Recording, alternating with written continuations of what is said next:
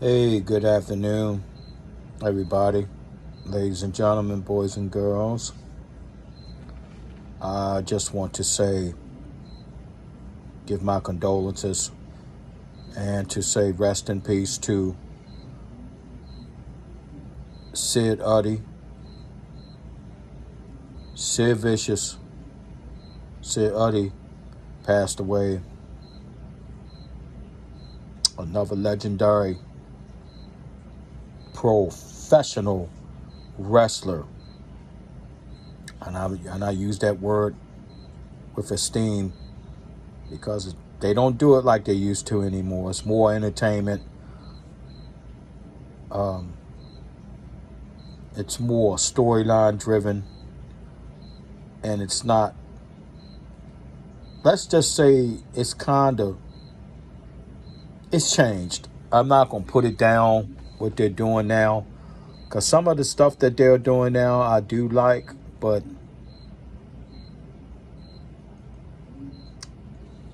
it's just different. I'm not a huge fan of what they're doing now, like WWE. So I'm mostly basing my opinions, my experiences when you had territories before Vince McMahon bought out all of the territories, the mom and pop companies. He monopolized it. He bought everybody out. He put everybody out of business. He bought their catalogs. They sold their catalogs. AWA, NWA, UWF, Mid South. They sold Vince their catalogs.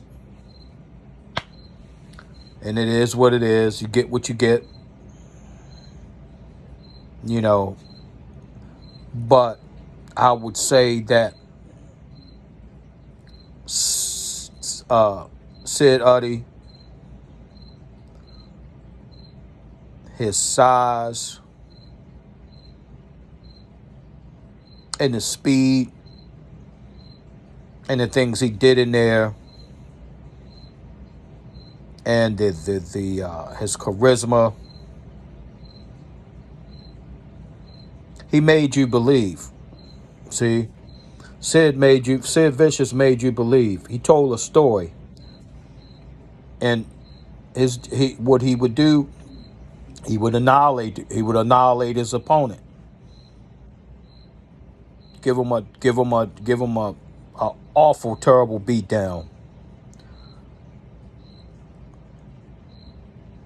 And back in the mid '80s, you had these huge men, them guys like 6'10", 6'9", 6'10", and them power moves where he would throw you up in the air and you would disappear into the lights. You know, it was one of them things. And his power bomb, that Sid Vicious power bomb, that was a sick move. That power bomb was sick. It was absolutely sick. It was sickening, and the sound of it when he bring you down, and that team. I remember that it was a team, WCW, World Championship Wrestling. It was a team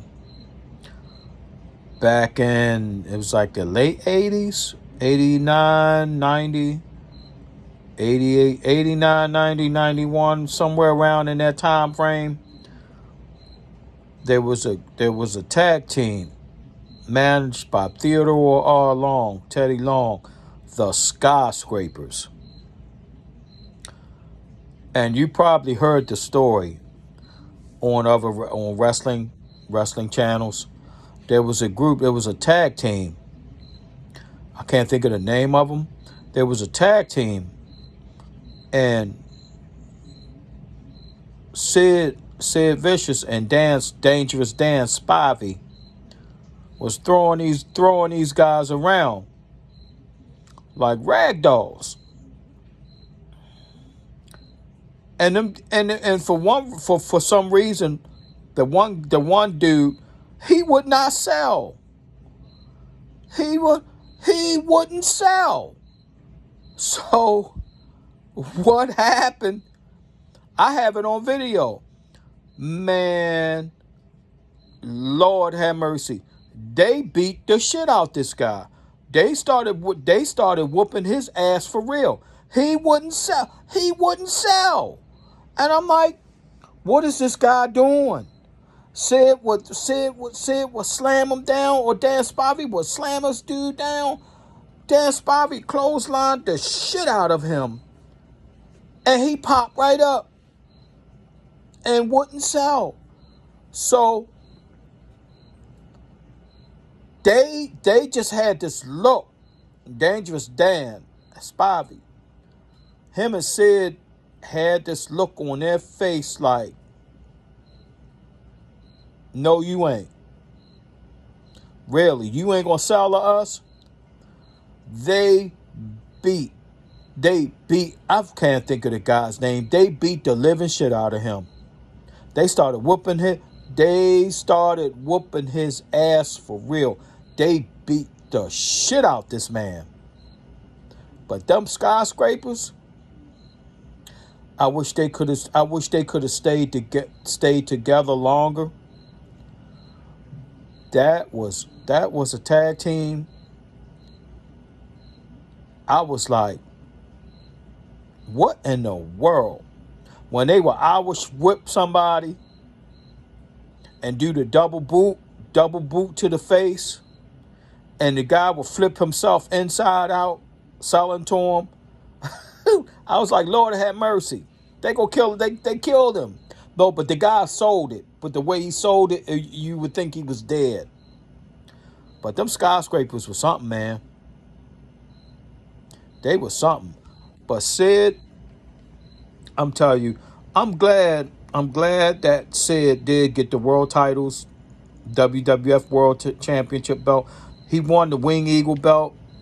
He became WWF champion, and then he won the WCW, the big gold belt in WCW. I'm glad that they did put the belt on him, that he did get the recognition towards the end of his career, before he suffered that horrendous injury that he suffered. Oh my God, where the compound fracture. He got the recognition that he deserved, but man, you were a bad apple. Super heavyweight that could move, you could sell, you told great stories. To his family, you have my condolences. To Sid Eudy, rest in peace. Rest in peace, Sid Vicious. You did rule the world. Peace, I'm out.